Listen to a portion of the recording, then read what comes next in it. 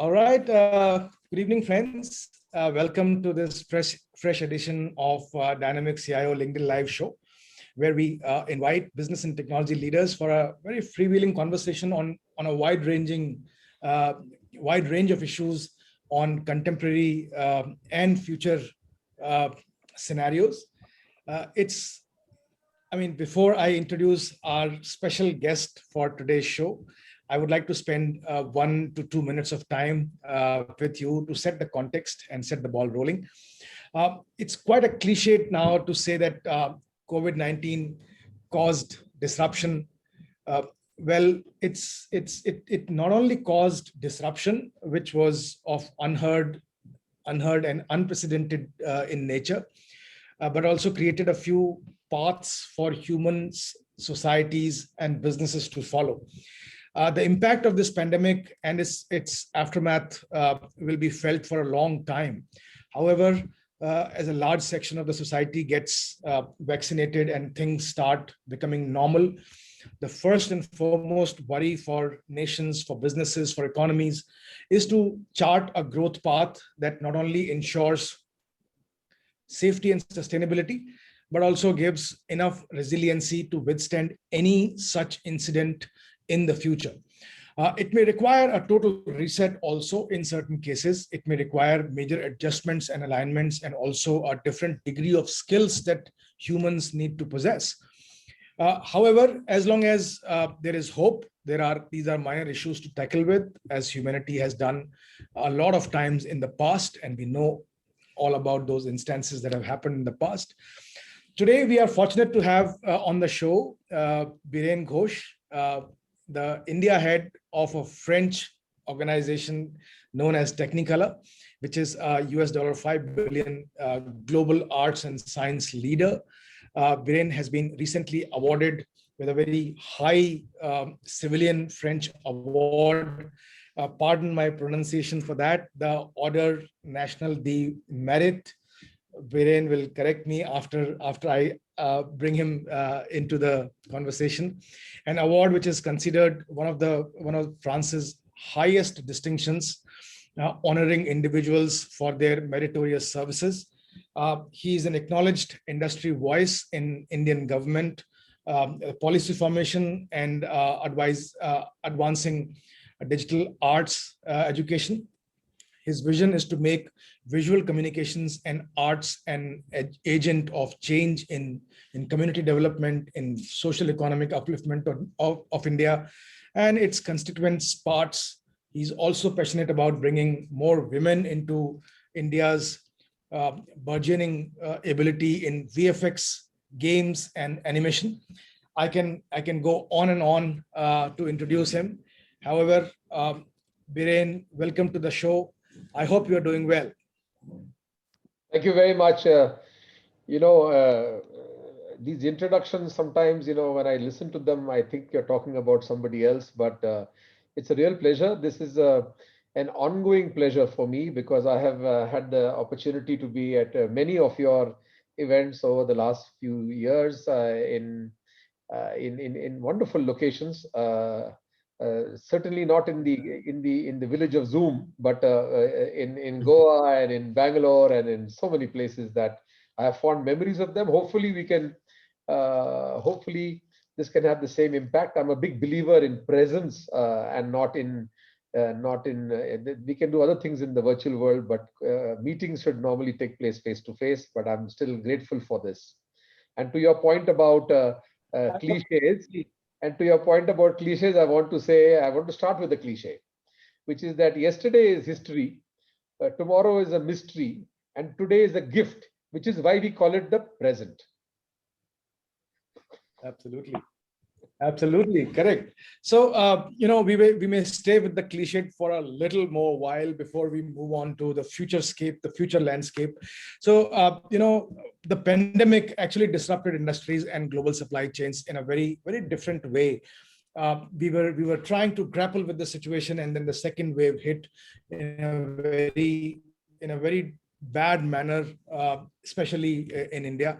So, how do you think it has affected the overall media and entertainment industry that is predominantly an a very interactive industry. I mean, when I go and see PVRs being shut down and becoming very ghost town kind of things, I feel very sad, honestly.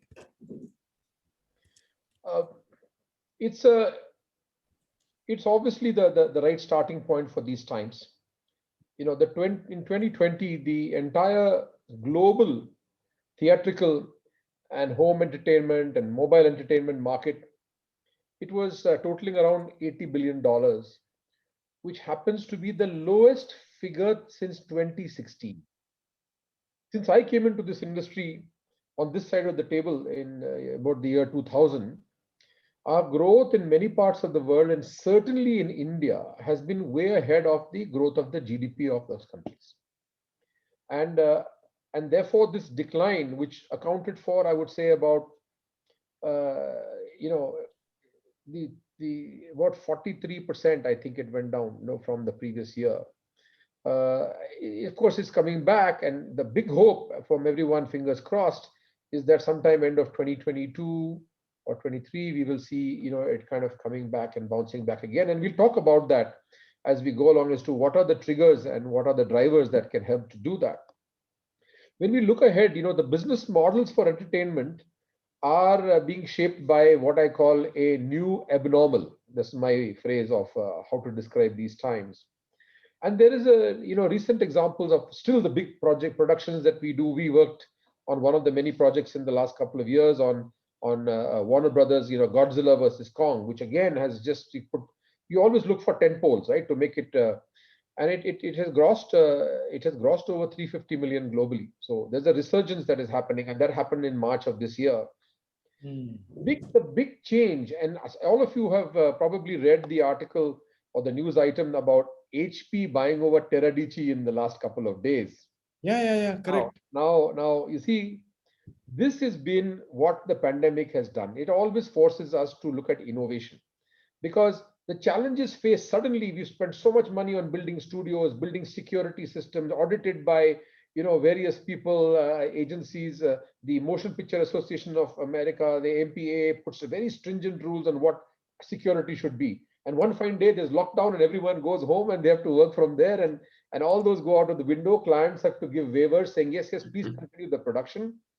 So what is technology like Teradici? There are many solutions that we have used in different parts of our company globally. It is basically getting users to remotely access their workstations, but it's more difficult than it seems. It's not just about data. It's not just like what we are doing right now. It's about color accuracy. It's about lossless, distortion-free, connectivity. It is about the experience that you need to continue in an interactive business like creating content, where the workload of graphics is intense. So all of this has miraculously and suddenly happened very quickly after the March 2019 events. And we've had an approximately around 4,000 to 5,000 people who needed to be immediately connected and who continued to work from home, understanding a very new way of working, which has continued until today. So that is where technology has come in and completely uh, continued to make things work at a time when many industries, many individuals, many jobs, and many industries just fell apart. So the things that also happened in this time is that everything changed because people are in a new reality. So, people didn't have time for movies. Suddenly you saw whether it's English or vernacular movies, the viewing went up a little bit. But more importantly, the OTT channels, right, made people do things on their own time. So they don't have to go by a schedule. They have to go by when they want to watch things. And the thing that really transformed our country's entertainment paradigm has been online games. Online games has taken off like anything before. It became from a person sitting in the corner of his room to becoming a family story, and broken myths like the women and the family will not converge over games, but that has changed, and we can talk about that more. But it has changed everything, and this has caused a big revolution in the one thing that we've been talking about in technology industries, in entertainment for many years now, which is how can we produce our own titles, and our own intellectual property. And that's happening now with games. So I think a lot of things have been enabled by this whole technology transformation. Absolutely. I couldn't agree more with you, Biren. Particularly your line of thought that, necessity is not only the mother of all invention, but all innovations as well as, and as you rightly pointed out with your wonderful example, how, you know, the entire pandemic has forced people to be, really agile, really innovative, and think out of the box. I couldn't agree more with you, and welcome to the show. Thank And you. Thank you. so, Biren, switching gears a little, my question is that, we all talk about it, and we would all appreciate that the digital media landscape has really ushered in a new era for the media and entertainment sector. And as you rightly pointed out about the, you know one great prevalence and, I mean, a resurgence for the OTT platforms, all of that. So what defining changes do you foresee for the industry? For example, from the perspective of a consumer and from the perspective of a content delivery point of view. Many changes taking place. And technology in the way that we see it emerging in all fields, but especially in the social media field, creates a democratization of many things. It creates a level playing field for consumers. It sometimes disrupts the intermediaries. It creates a very level field even for producers.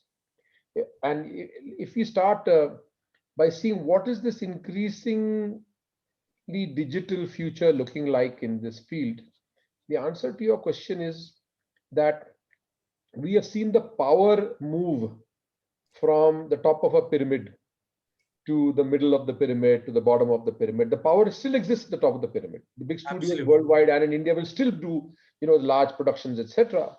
But there is a certain, and we were talking about this just before we came on the call. Yes, yes. Or people who are creators who can give voice to their creativity. Okay, and they could be musicians, they could be writers, they could be producers of short form content. I see a short form content story just going through the roof. I think the world of Instagram and the world of what TikTok brought in, and now many TikTok. people are doing that, are are creating abilities for people to be their own channel of True. creativity and distribution. And I think the YouTubers have done that for a while. We have actually people who made a business out of creating, for example, animated content for kids and having their own YouTube channel, right? Look at Absolutely. the OTT story. I am looking at the fact that India will have maybe about 100 OTT channels sooner or later. The number is already about crossing the halfway mark of that. And all of them, as you know, when any new platform comes, it starts by looking generally at certain areas. But here is a niche that people can actually go and become quite deep in. In the television and broadcasting world, which is 50% of India's revenue comes to, from TV, entertainment revenue, 55% is TV. How did it start? It started with general entertainment, then it became a little more specialized. Then you had kids, and then adults of by age group. Then you had by genre. So when it True. started, there was no cooking or food or travel or whatever. It became more specific. But in the Absolutely. new world of this technology, people have gone that direction. So there are bloggers and there are influencers for food separately from travel, separately from technology, etc. Right? So we are part of a group that says that you have formed that says CIOs and CTOs, right? That's a channel, right? Right, Each right, of the people on your group have got their own channel. right, So, right, so right. that is really what's happening. I would say that there is a greater element of crowdsourcing content, and if I go back to 2000 or 2001, I used to have a my Yahoo page where I had put all my likes, and I used to open the page in the morning, and only the information that I wanted. The first customization started at that time, right? If you go back in time. Absolutely. Today, that has gone on turbo power to the next level. So I think the one thing that is also happening with this, to the last point, my last point here, is that brands themselves are looking at creating their own channel rather than relying on generally looking at leveraging media that is general media. And they want to be in particular areas, right? So they channelize this. So Britannia will become an authority and a franchise with medium that is kids, for example, or that. True. So there are things happening at all levels of this ecosystem and spectrum. Absolutely. So, great start of a conversation. And while you were making a point, Biren, about online gaming, a very aware uh, viewer, actually, Ratul, came up with some news saying that Delhi High Court asked center to draft national policy to protect kids from tech addiction. Kerala Chief Minister Pinarayi Vijayan mentions about evil forces deliberately trying to brainwash children through online gaming and darknet, and demands strict law. So he wants to have, he requests to have an opinion and perspective on any kind of national policy for protecting kids from the gaming addiction. We were talking about online gaming as the new next disruption, and there comes a question. A long Absolutely. time ago, 100 years ago, they should have banned movies. All movies should have been banned because the first movie ever shown was taken on a railway track with a steam engine that was rushing towards the camera. And it was so realistic and so unfamiliar to people that the audience ran out of the room. So they should have banned movies. Why? Because it was going to kill people. Now, staying more seriously with the story, this is what happens when anything new comes out. If anybody has taken to their great grandparents a VR headset and put it on, they would have said, "This is black magic. You're Seriously. messing with my brain."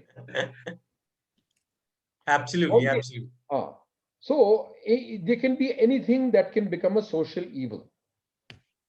What do you think? I want to ask our learned friend, what do you think will happen if they ban cigarettes and alcohol? It has been tried many times in 100 years.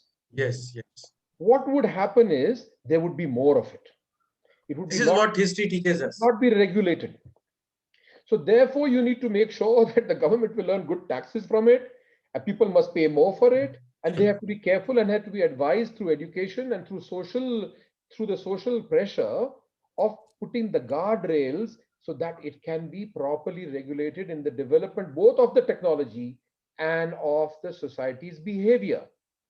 And therefore, I am part of many conversations with many governments, nationally and in states, where there are more people and there are more court cases that have been argued now for more than 10 years at many states and at the Supreme Court level that have heard this conversation and passed verdicts in favor of saying that these are X type or Y type or Z type of games. You cannot say every game is the same game.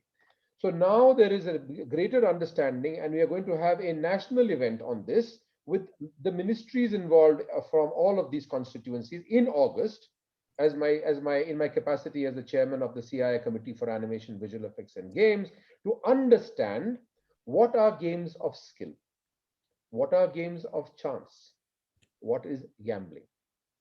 And the more you bring this online, technology can do only one thing for you, which is to give it a greater transparency, because you will know the KYC, you will know where people are using bots to do something unfair. You will be able to actually do this, which you cannot do when people play games offline in the addas and in their homes and in other dens. So those are the social evils to worry about, and not the games that are played with technology. Totally agree with you. No, so I kind of took you in a different direction, digression. So the gentleman who asked the question is actually having he's bursting into laughter now by your answer. So there's a lot of talk and work around how we have changed the nature of the workplace, how we have gone hybrid. For a long time, we were confined to work from home, and I think followed by a hybrid workplace. How can a creative and an interactive industry survive remote working? Do you think this is going to be the way forward in the future? How did you accommodate work from home needs at Technicolor India, because I personally know that the worst affected class of workers, class of professionals was those who were using sophisticated machines which run design software and all. Absolutely. If the three of us were sitting in the same room and having this conversation and a camera was recording us, the quality of this conversation would have been better. When you sit in a room with 8 or 9 people and somebody's making a presentation, it's not only the person whose presentation you are looking at, you are also reading the body language and feeling the atmospheric change that is taking place in the room by the reactions of other people. So anything that requires interaction, and which is deeply human trait and necessity, always requires that ability to rip off each other's ideas and build on them. And the world of, especially when it comes to design and development and ideation, the quality of being face to face cannot be replaced by anything that happens remotely. Which is why people fly down for a day to make large deals, meet at airport hotels, not because they need the signature anymore. The signature today in the digital world can be done remotely. They used to do that for signatures as well. But to conclude a conversation, to make sure you meet each other face to face.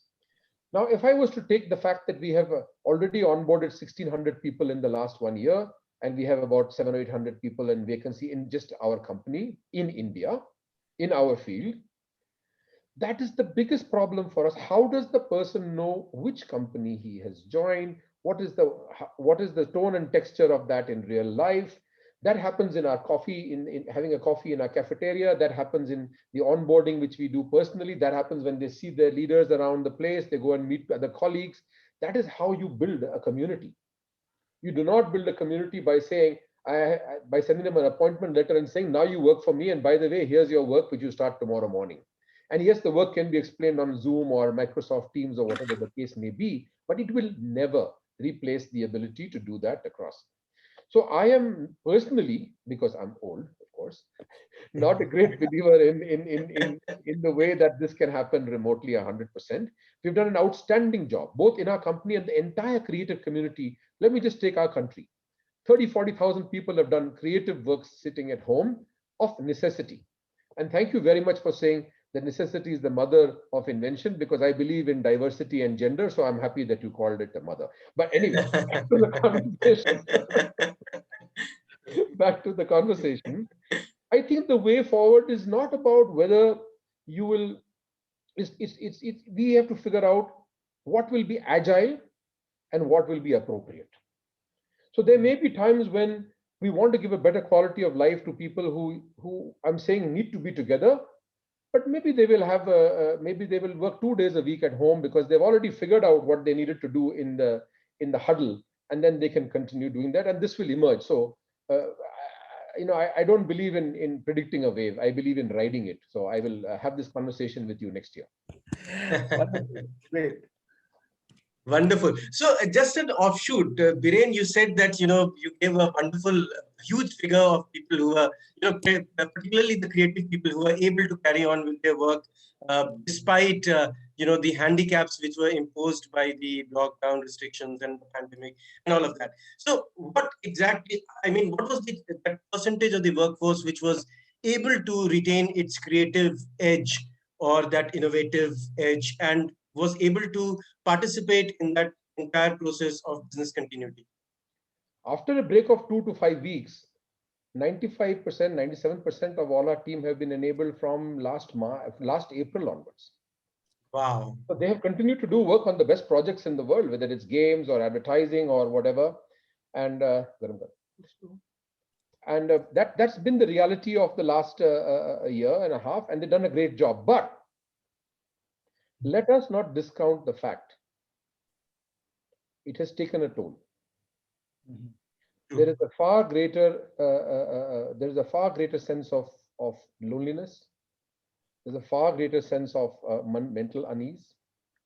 True. People I'm talking about are particular to our industry. They are creatively wired. They have their average age is 25 to 27. The ones that are on the higher end of that spectrum are grappling with trying to get their kids to study at home. Many people, I'm sure, for all walks of life, have had to look after themselves or their family members who've had a health crisis in the last year. For minor health crisis, they're even worse off because they can't go to the hospital. So I don't think that we can make any judgment based on 2020 and 21, because I keep saying that people talk about new normal, which is rubbish. It is a completely abnormal time. Okay, True, true. I it's absolutely not agree with normal at all. And only post this whole thing, whenever we find some technology that can kill a little bug that is bugging us all, at that you. point of time, we will figure out what the new normal will be thereafter. But there will be a hybrid workplace, and people change their mind the biggest companies in the world are going from extreme left to extreme right in the conversation. So I don't want to add to that confusion. Absolutely. And it's really heartening to know the figures that you have reached, despite the various handicaps.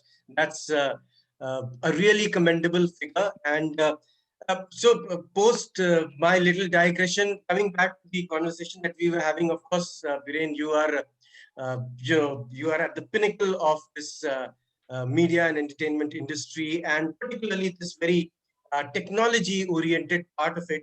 So, would you be able to give us a brief overview of, particularly the computer graphics technologies that are prevalent when you create movies in animation and visual effects, and how have you seen it change over the last few years, particularly if there has been a change in the past year when the restrictions have been there, and how do you see it going forward, panning out in the future? Particularly this entire sector of the media and entertainment industry, which is heavily dependent on computer graphics and all of those allied technologies. I will put this, I will try to say this on behalf of uh, producers and consumers, and I look at the whole space. Okay, the tools for technology in our field have been exploding for last 10, 15, 20 years, right? And therefore, those tools actually influence the way in which content gets produced, all formats. And what is changing is that we are entering the age of immersion. So all the game today is experiential. And when people say experiential, what does it mean? It means that Rahul and Muqbil need to be brought into a more immersive way of absorbing this content. I'll give you a silly example, which is not even technology enabled. Why do you binge watch OTT? Because they don't conclude the episode where it used to be Yes. concluded, right? It concludes at a point where it is not finished. So you immediately go next, right?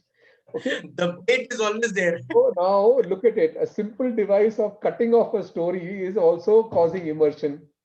True, The true. quality of the technology which is being made is also causing immersion, right? Absolutely. The people who are watching it with you are forcing you to also continue to be more immersed. So it is a combination of technology and psychology.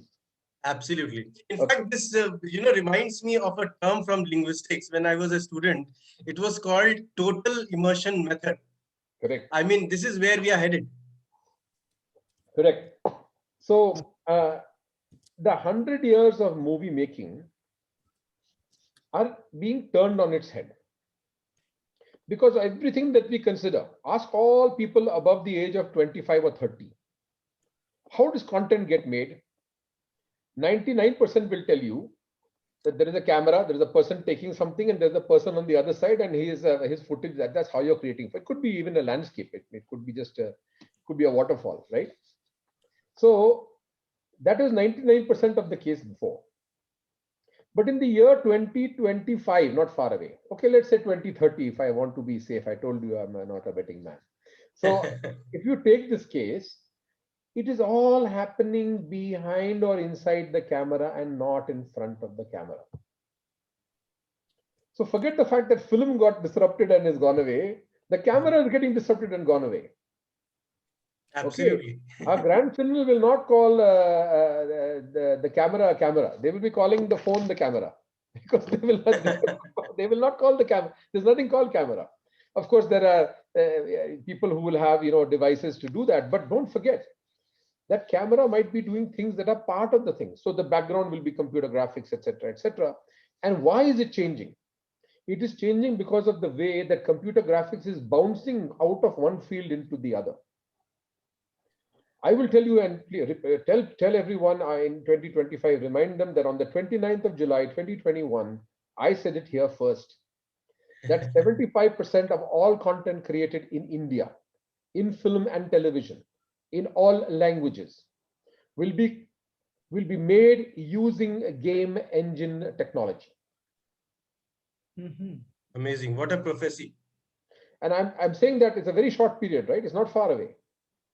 Because the pandemic has shown you can't put a lot of people in a closed room and depend on them in order to make products that cost you $20 million or $25 million in our like 100 crore, 150 crore, 200 crore.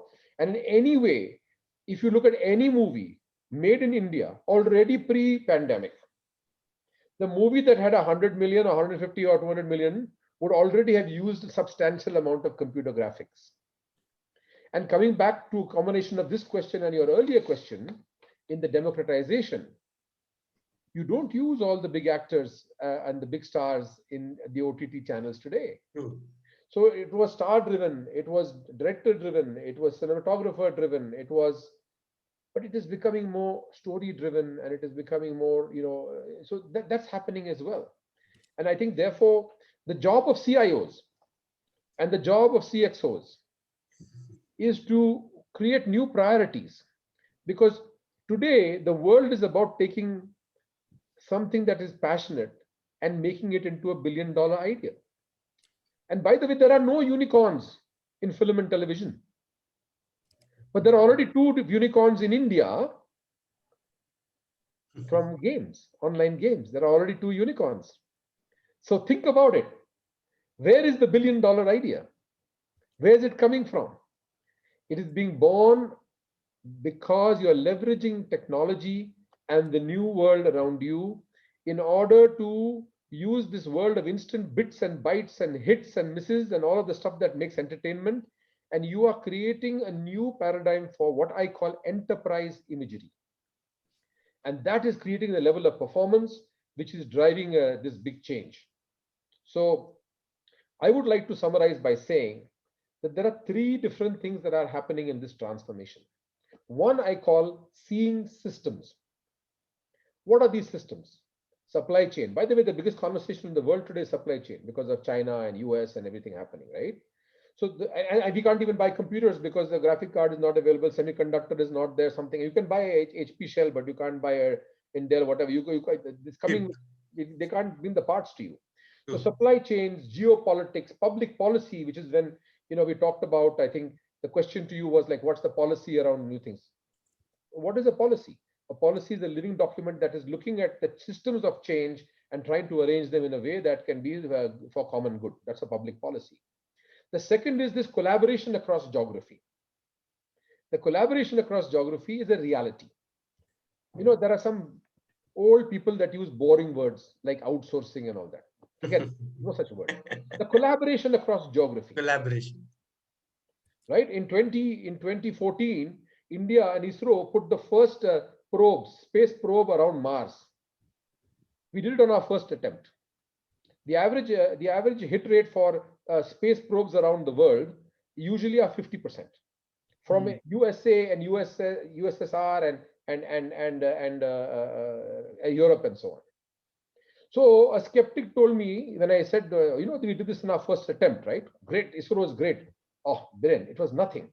They use American technology, the data from NASA, they did something else from there. What did we do? We did nothing. I said, I agree. I'm a Formula One fan. I agree. So Red Bull is the useless company. Why? They used a Honda engine, they use a Bridgestone and Pirelli tire, and they use someone's gearbox. But they're a useless company. They didn't do anything. They didn't make anything because they used everybody else's components. Tomorrow somebody will tell me you use an Autodesk software, you used a Dell machine. What did you do? You did nothing. We have to understand that there is a collaboration that is happening, and I think the creative future desires technologies that can be integrated across geographies in a seamless way, And what we are learning from how to work at home and studio, the world, therefore, I can use everybody's home in the world. I can use all the studios in the world. There is a greater collaboration happening, subject to geopolitics and supply chains. Thank you. It's a very engaging discussion, and one of my friends and my past colleague, a very learned friend and past colleague, Vibhas Mehta, he is wanting to ask a question. How do you see mocap being used used in animation movies, and will animation move from animators to software doing the actual animation? So unfortunately, I have to answer this in person because otherwise we could have got a mocap version of Biren as a digital human, which we create normally in our company's MPT and the mill, etc. In Bangalore, 1.5 years to 2 years back, we established a center of excellence. It has a 28 camera Vicon system. It is a project I got the government of Karnataka to approve for 48.5 crores. Currently, we have deployed about 20 crores of that to create the world's, I think at least Asia's most sophisticated performance capture in mocap, the scanning. Yesterday, we had a very distinguished visitor. I went out of my house after a long time and we scanned that person.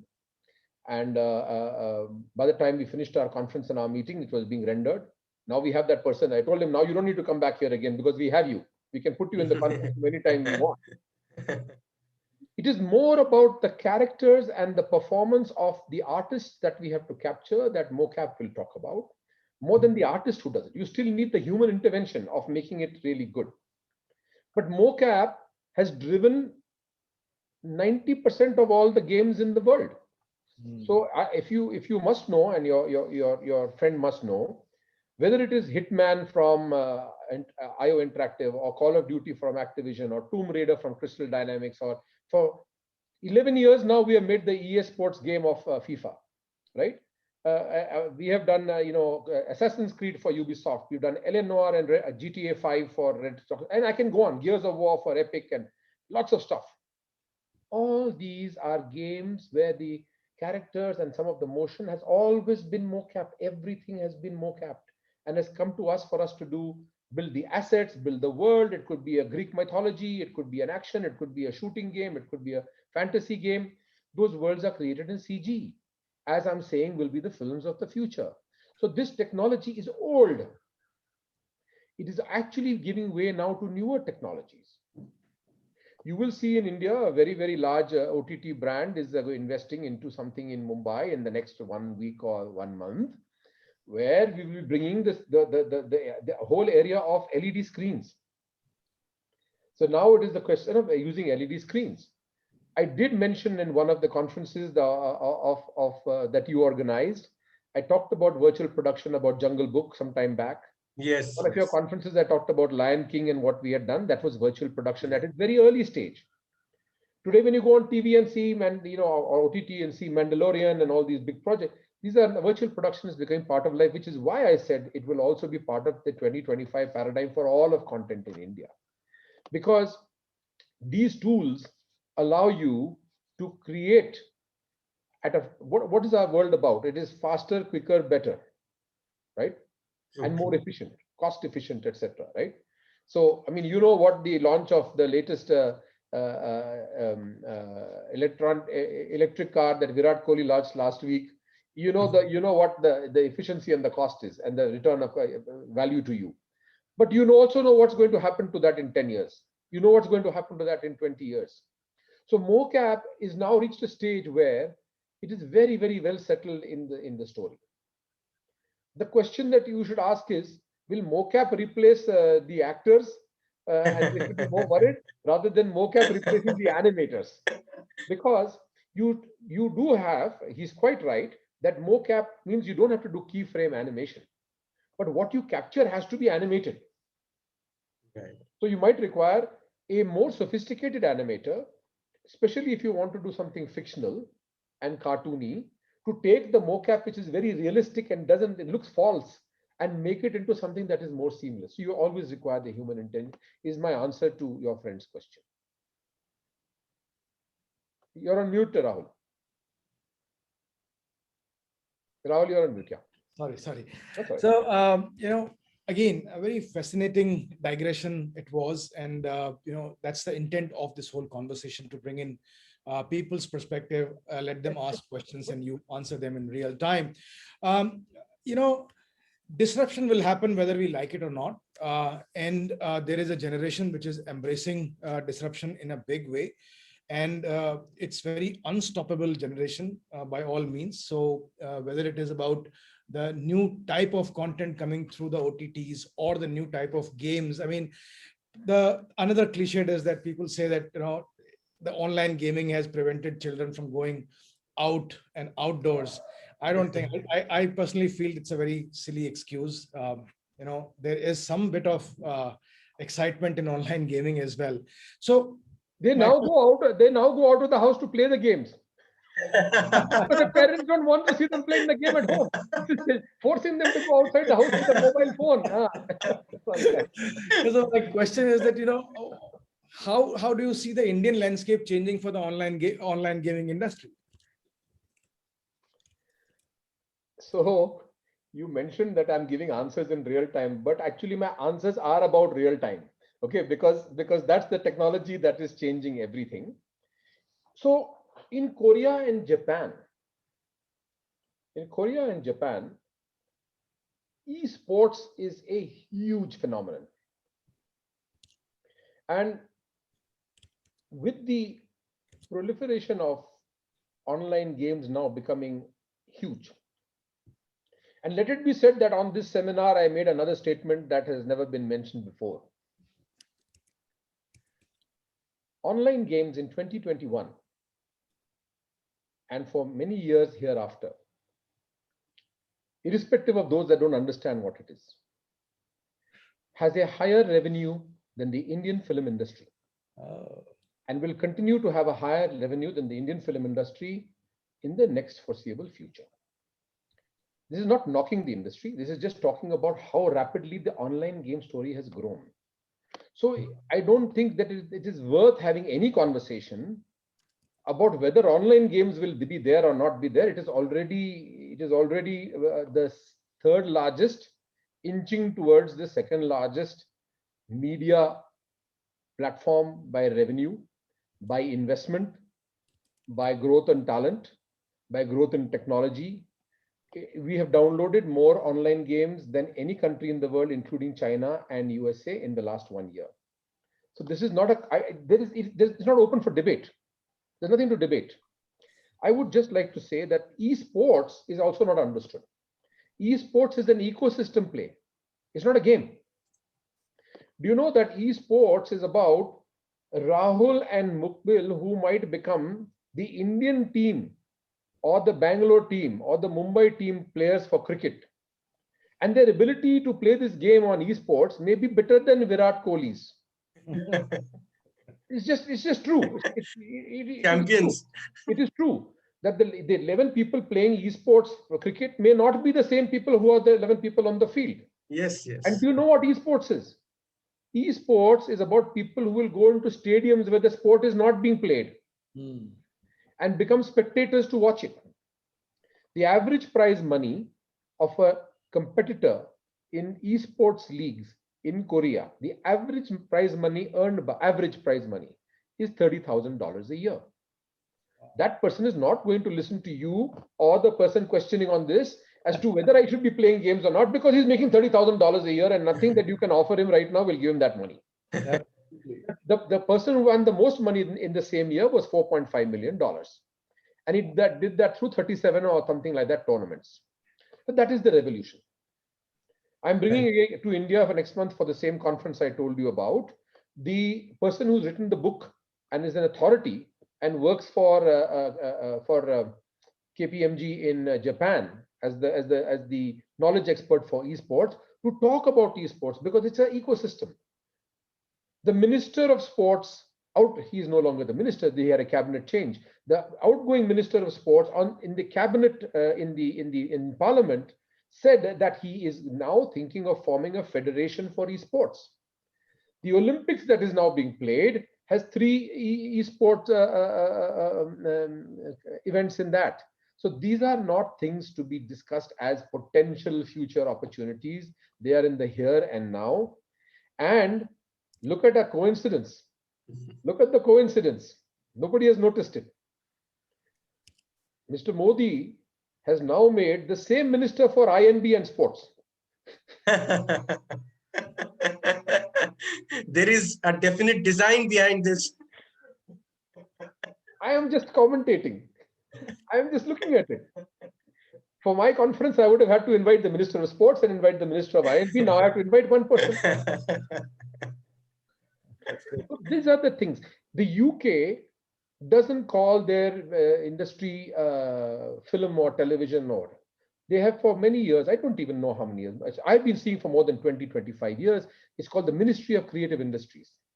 And sports has always been part of the same industry as the film and television and so on and so forth.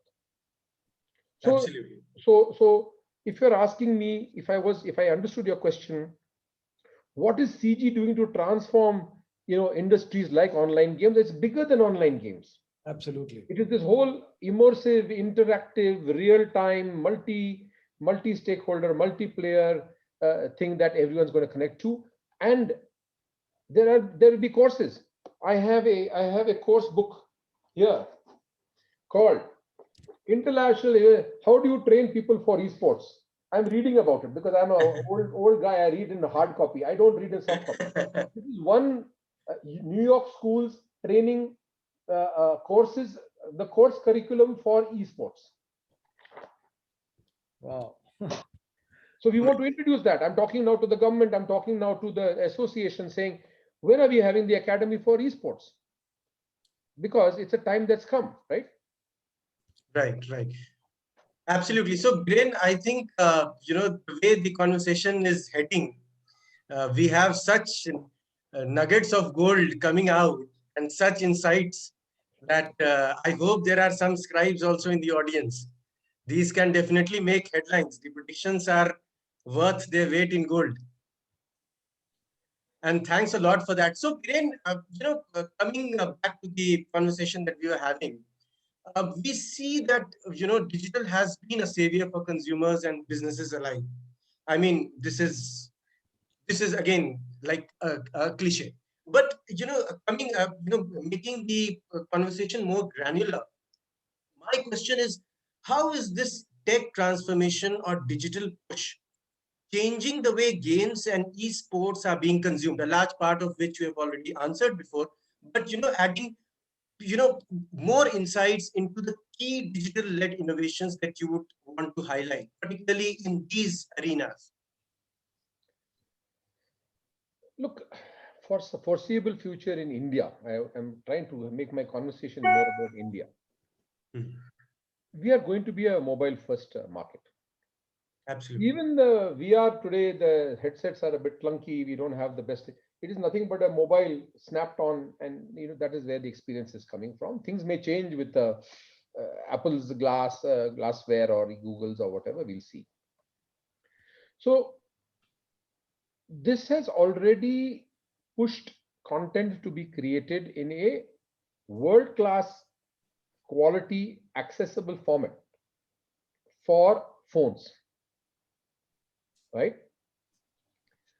Everybody is looking therefore to how do you offer a platform. I was at a webinar earlier and there was a conversation where an Indian entrepreneur has brought Winzo to become a big app where there are hundreds and hundreds of games that are offered on that platform. He's an aggregator. So whether a foreign publisher comes or a local publisher comes, he wants to be the person who can bring, I don't know, he's got 50 million users in tier 2, tier 3 cities in vernacular languages. Okay, and I think there's a 12 language play. So what does this tell us? This tells us that everybody will be looking to provide a service or a platform. I'm sure that you two gentlemen have had innumerable conversations about platforms, so I'll not get into it today. But if you think about your question, Google and Amazon and Apple, each of them have made investments and come out with platforms, right? True. Whether it is Stadia or whatever, because what we are seeing globally or in India, it doesn't matter who's taking the story forward. The ecosystem is going to be transformed through this type of innovation. And this is bringing together a whole lot of technologies. Okay, I am part of the, I'm a chief mentor for two of STPI's 12 or 13 centers of excellence that they have created in different places, which include IoT and etc. etc. And I'm the mentor for the COE for animation. I'm the mentor for the animation of AR, VR. Some of my industry colleagues are the mentors in gaming. Some of my industry colleagues are mentors in the other areas. And they work with state governments. It's the only place where in Northeast, the Prime Minister's funds are being given to this. So the mentor's job is to have chief mentor has other mentors, and we have challenge rounds, and we are helping startups to come in. And it is amazing. I've been through the first two rounds. I've only been there for 6 months, and we are now putting our second challenge round. But to see the ideas coming around this field, people are leveraging AR, they're leveraging cloud, they're leveraging AI, they're leveraging drones, they're leveraging all kinds of things to create what my industry, you call it content creation, but actually it is simulation and imagery, The future of events is going to change after this. And that is going to be driven by what brands do and what people like us do in order to create new experiences, right? So the next time you host a conference, right, a dynamic CIO conference, it's going to be very different from 5 years ago or 10 years ago. It's going to be, having many of the things we talked about. I don't know. There may be a LED screen at the back, and there may be a digital human in the front, and when a person goes and sees Rahul on screen and says, "Oh my God, but Rahul has a beard now." But I saw him at the conference this morning, and he had a striped shirt and no beard. What's going on, right? So this is the future, and I think that the answer is that how is it transforming? I think it is transforming three things. It is transforming what kind of stories people will be able to create, which they could not do before, right? What will connect with the folks today? You can have any story you want. We talked about poetry and art and dancing and singing, right? True. You can do it and you can have your channel, but maybe nobody will come to it. So when you're mainstream, when you're in the business of this, then what connects with folks today? Gen Z, I mean, how much literature on Gen Z versus Millennial versus Gen X versus something else? God knows what other gens there will be, right? So this is what connects. And the third one is, I come back to this. People say quality, quality, quality. But what does quality mean? It is aesthetics and viability. Success will come when you have have high aesthetics, no viability. Okay, high viability, poor aesthetics. And if you see how we've evolved as a country, because games is all about design, it's all about imagery and about programming and coding, and that balance is coming up now. So you'll see some good stuff happen there. Great. So, you spoke at length about how computer graphics is actually moving. It is not just in the confines of entertainment industry, but also the other parts of, like, for example, simulation, like, for example, digital education, research, yes, in retail. Yes. I mean, that's going to be very interesting to see how it actually transforms these sectors. So how do you see those trends emerging? And if you can give some examples of how they are changing the landscape of some of these industries that I just named. Let's take Bangalore. Let's take Byju's. Byju's today is a content creator. True. Byju's today is equally involved in and has used the facility of the government for green screen capture. They have used all these technologies. They've had a UI UX design expert for many years, perhaps. So people, you don't have to go very far. If you look at the creative talent who are creating computer graphics, They move between different industries, from edutech to fintech to simulation to the aerospace industry is huge in Bangalore and in India, as you know. What do? They go there and they create the simulation for making sure that there is a performance improvement with new materials and new design to make a plane lighter, quicker, faster, cheaper, whatever the case might be, hopefully more safe also. But the point is, what do?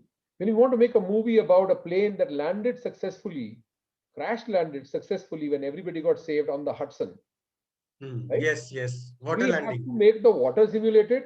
We have to make the plane simulated, and in some cases, when there is something happening untoward, that is also simulated. So the design capability that we have in simulation, and we did it before that those centers came out. Those centers are looking for the same talent. When Amazon wants to create 500 million assets for all the things on their store, what are they going to use? A person who can create the imagery of the actual product. So that is where the whole story is moving. And most importantly, brands today face a new challenge, because it is not about creating the advertisement and putting it in the Times of India, right? That's not what the brands are doing anymore. They needed to figure out how to engage Right. audiences in new and emerging spaces, online and virtually. And this creates the opportunity, and brands basically love experiences. We just won one of our companies just created a phenomenal ad using Einstein, recreating Einstein. It's a very quirky ad. And we had another ad that won us a lot of awards, and the VFX company of the year and something else. And that was actually using a street scene in London for Burberry, the clothes maker. And it's like singing in the rain. It's taking a 1940s classic and making it again. And there's ice falling everywhere around. There's no real ice, there's no real street, and it was virtual production because I think London was even substantially locked down. So the point I'm making is, brands will need to continue to wow people. We actually got Sir Ridley Scott to agree to make a commercial for Hennessy, for Louis Vuitton Hennessy, by saying that you took a 100-year-old, 200-year-old product, which is Hennessy cognac. Oh, how do you put it? We said that 7 worlds have made the cognac, and every one of the frames in that 7 worlds is now going to be in a museum that is created from the imagery. So you can take this to the level that is beyond the past because of the tools and technologies.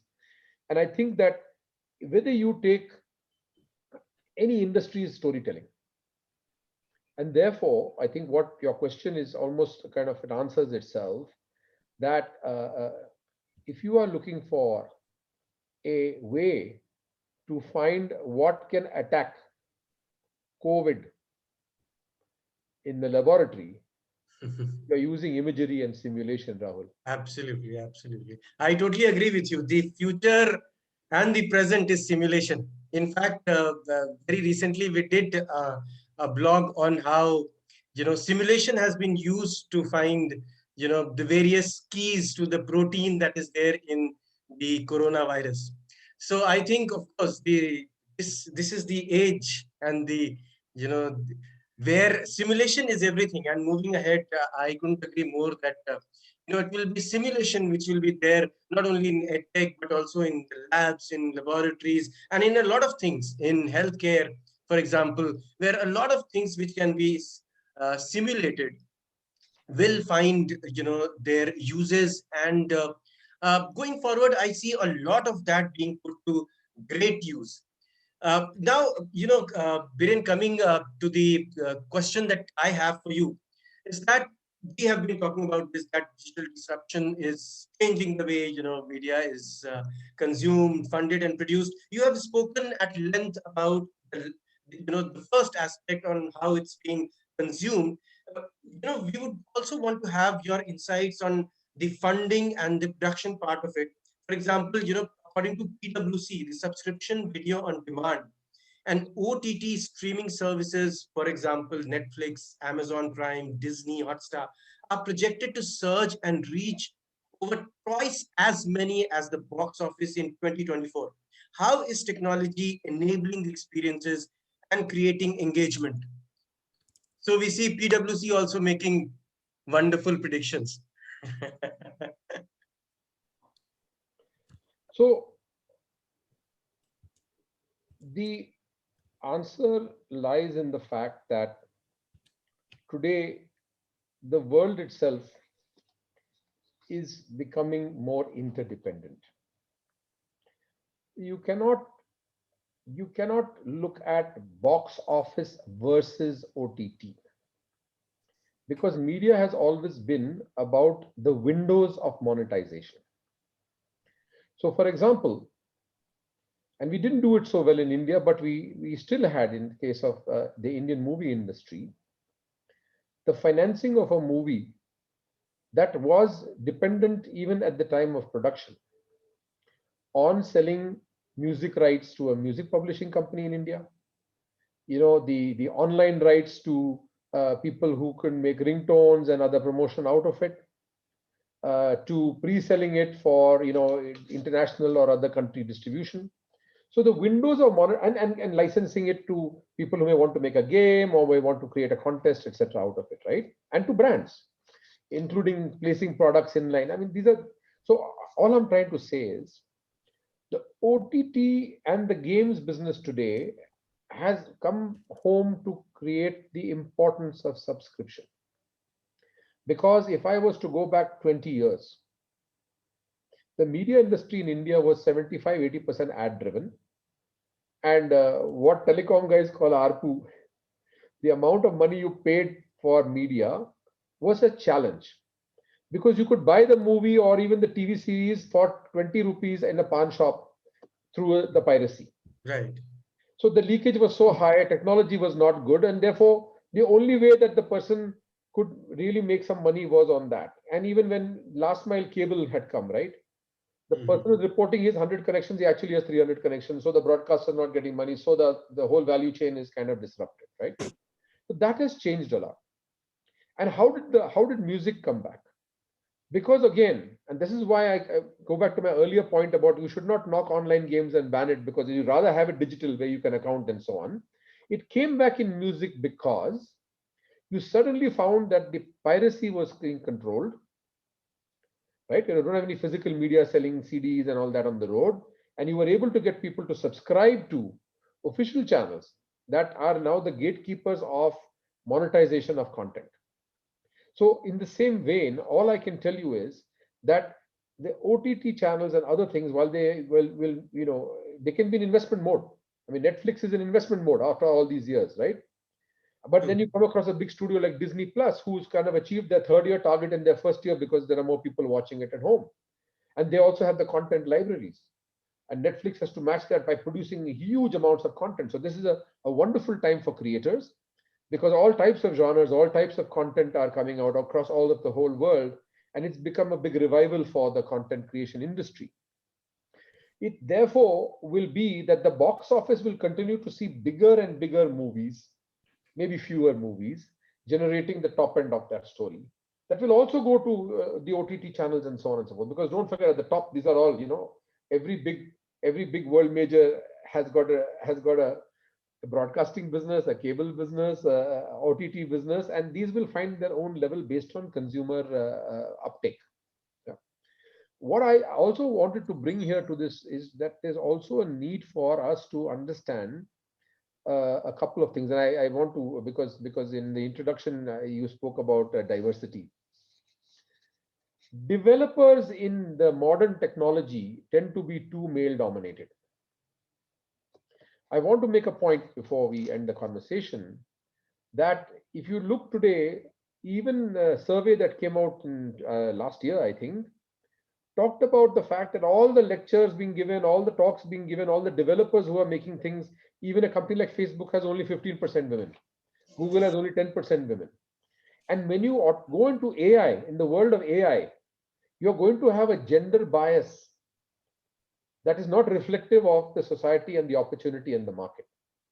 So the development universe, and I say this to all people that are, developers and building teams, Please make it diverse, because otherwise you are automatically, through the age of AI and so on and so forth, you are going to create a bias that is not going to be favorable in the long term to generate consumers. So I did digress from your question, but I wanted to say to you that whether it is games or episodic content or film content, subscription will be the mantra. And from the 20 years ago, when India was 85% advertising supported, today in 2019, pre-pandemic, and 2020 and 2021, it is only 30-40% ad supported. Right, right. I couldn't agree more with you, but I must also say, Biren, that your digressions were very insightful. Thanks for these digressions. You touched very pertinent subjects on that. You spoke about privacy, you spoke about AI bias. I mean, amazing areas that you have touched. Thank you so much. So, moving the whole conversation towards the end, and before that, Before everybody goes to sleep, we better ask some last questions. yeah, I'm on to my last question, but onto the point of subscription. I think better late than never, because that actually brings sanity in the whole atmosphere, rather than listening to all sorts of rubbish, consuming all sorts of rubbish in the garb of these sponsorships or whatever.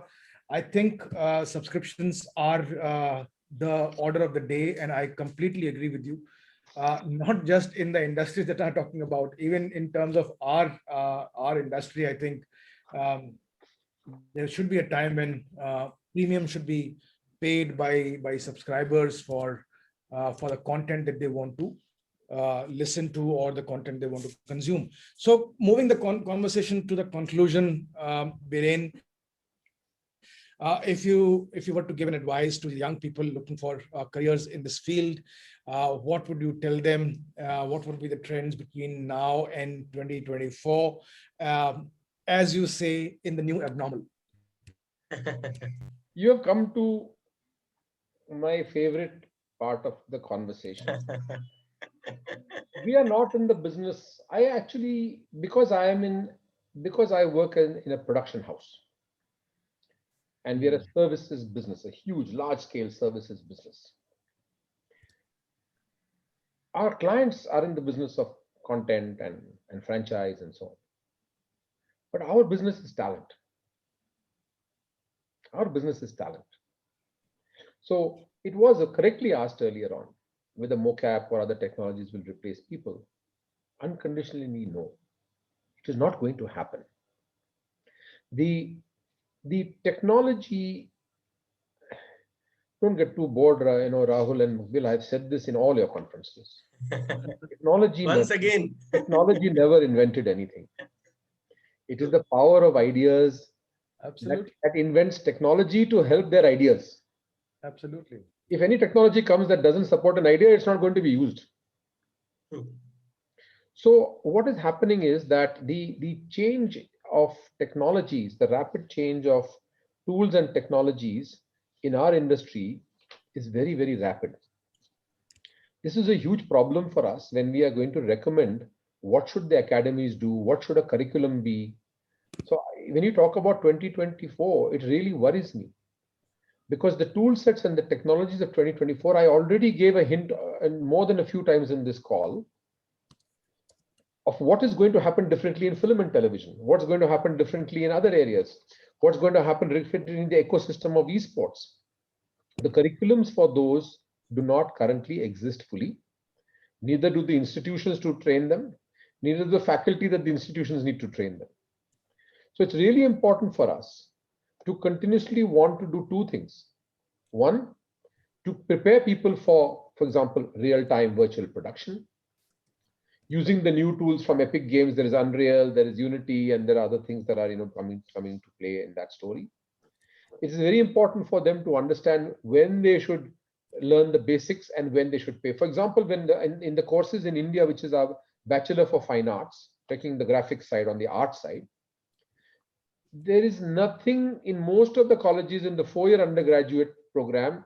They don't touch any digital tools. I would encourage everybody to please say, don't worry and wait for your college or your curriculum or your prescription. please learn those on the side, because there are no jobs available. There are no jobs available when they graduate that doesn't use a digital tool. So why can we not get digital tools into that? We did a program here, as you know, we have had, it's called the Digital Art Centers in Karnataka. We are in 27 government colleges that can ill afford a digital tool. We've got money and grants into our association. We finished 3 years in 7 colleges. We are right now in 11 colleges for the final year, and 9 colleges will finish next year. And we have made it optional. We've only made sure one precondition: you please send a person 1 week every month for 8 months, and we train the trainer, and you need to scale that at a national level. So I think, the transformation of technology is only going to be as successful as the transformation of talent. Because if I don't have the talent, I can't compete. Today in our industry, we are about 0.5 to 1% of the global industry. When people tell you all the big movies in Hollywood are made in India, please don't believe it. Because all we're looking for is to go from 1% to 2% or 2.5%. That will give us India another 20, 30, 40,000 jobs. And we have been recognized. And I had this conversation with the chairman of SEPC, the Software Exports Promotion Council under the Commerce Ministry. We've been recognized as the champion sector. So my next question is, thank you for recognizing us as a champion sector. What will the government do to help the champion sector is our next conversation. Maybe their hands are a bit tied now, but it's a good conversation. And therefore, what I would like to say is that we are living in this new industrial revolution. I don't want to say the fourth industrial revolution, because I personally have a belief that the fourth industrial revolution will arrive at the more affluent countries before it comes to us. We have to finish the third one first. Therefore, the technology has to keep pace, and the talent has to be groomed to use the latest technologies. Yeah. So in the time that I have been in this company in India for the last 12 years, we've had about 11,000 people that have been around, and right now I told you that we are 5,300, which means 5,000 people we have gifted to the industry, who have worked with us over various periods of time. Some have become entrepreneurs, some have gone into new age industries, into maybe aerospace, some have gone and worked with the bigger studios internationally. So this is a very key conversation, and therefore we are engaging with institutions of learning. Okay, we are in the conversation with for example, Manipal Shishti here in Bangalore. We are in conversation with other folks that are the new online games champions of the country and esports emerging players, saying, what shall we do at the academic level in order to create a pipeline of talent? Because ultimately it's a talent industry.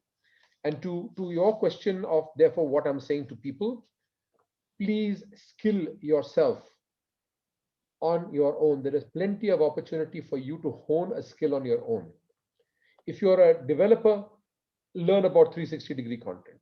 If you're an artist, specialize. Specialize, specialize, and specialize. We have one of our champions of, we have many champions. I have about maybe 600, 700 people, 800 people that create CG assets in our studio. One of them has come from being a sculptor. He was a sculptor in his younger days. And you know how he made his living when he became a good sculptor? He was working for the Maharaja of Mysore to restore broken pieces of the palace. Oh. And then he got interested in computer graphics and he came to work with us.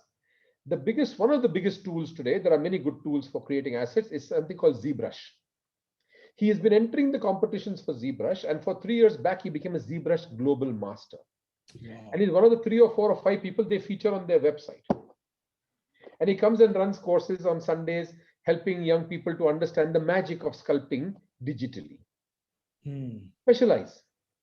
Specialize. Okay. If you're a techie, learn coding. When anyone comes with a new show to many companies like us, you'll buy a Maya or 3ds Max or whatever. There are people that need to learn Python, write Mel scripts, create a shader. Because for every different show, you'll require a different set of texturing, lighting, and so on and so forth. Specialize, right? And in the new world, what did India lack in the last 10 or 15 years, even when they had artists? Production management. These are very complex scenes with hundreds and thousands of frames and assets and so on. Somebody needs to be a good scheduler, good project manager, good production manager. So I would think that the opportunities are aplenty. The basic skill sets will transform no matter how technology transforms. But as the new tools come out, be ahead of the game. No matter whether you're 35, like me, or, or 27, like the rest of my team, you can take up something that puts you ahead of the curve. And I'll come back to my earlier statement, don't try to predict the wave, ride it. It doesn't take long to learn these tools. It could take 4 weeks, it could take 4 months, it could take 8 months, but you can learn new software. A person doing lighting today in my studio and has worked for say 12 years or 14 years has worked on 4 different, 5 different, 6 different generations of software and has improved herself or himself across all of those technology revolutions. So look ahead, specialize, look at the 360-degree, match your ability, your own ability to what you choose to do. I think there could be no better ending than this. And to an extent, this is going to be a gold standard in terms of an advice to youngsters in any field, not just youngsters. I'm sorry, but Young people like me, 35. Any professional who wants to sustain in the age of disruption, because I personally feel that if you don't change, then either you stagnate. If the nature is kind with you, you will stagnate and you will still survive. Otherwise, you are decimated and you are just gone and ruined. So that is what my personal understanding of this. I mean, great having you on the show, Biren.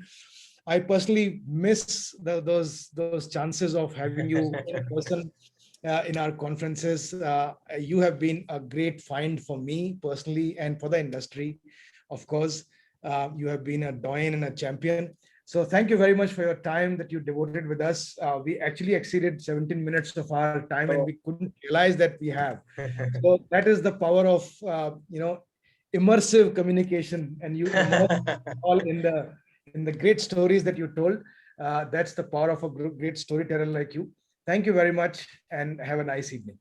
Thank you, Rahul, and thank you, Muqbil, and we'll hope to have. Thank you. Thanks, Biren. And I must add at the end that, you brought back those memories of the conferences that we used to have. And, and you have very aptly summed it up, by really saying that, don't predict the wave, just ride it. I mean, nothing can really sum it up better than that. And it's been a real pleasure hosting you. In fact, as Rahul said, we are we have stretched a lot, but still the conversation seems incomplete. We could have gone on and on, but yes, there are constraints, and so we must wrap it up. And thanks a lot for amazing insights. Thank you so much. Have a great evening. Thank you. Thank you. Thank you. Bye bye.